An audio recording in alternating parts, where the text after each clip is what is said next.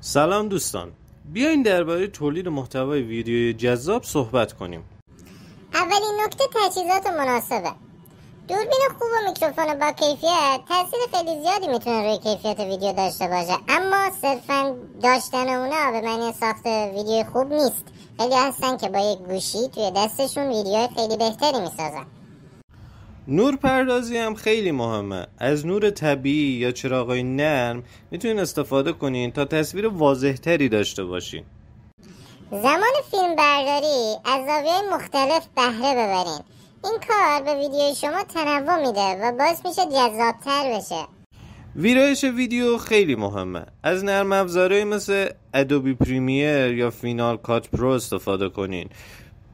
ابزارهای دیگه هم میشه به کپکات و اینشات اشاره کرد.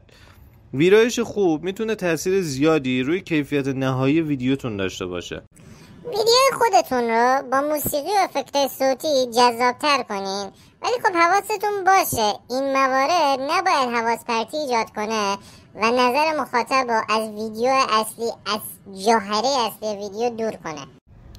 تست ویدیو رو یادتون نره حتما با دوستا و خانواده‌تون قبل از انتشار ویدیو رو نگاه کنین و از نظراتشون استفاده کنین تا نقاط قوت و ضعف ویدیوتون رو شناسایی کنین.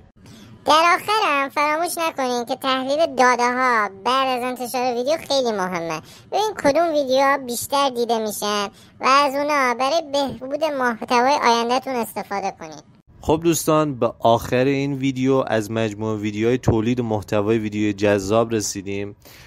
خیلی ممنونیم که ما رو همراهی کردین و ممنون میشیم اگر با لایک و سابسکرایب ازمون حمایت کنین. مثل همیشه ازتون خواهش میکنیم که توی کامنت ها نظرات، پیشنهادات و 100% انتقادات خودتون رو بذارید تا بتونیم محتوامون رو بهتر کنیم.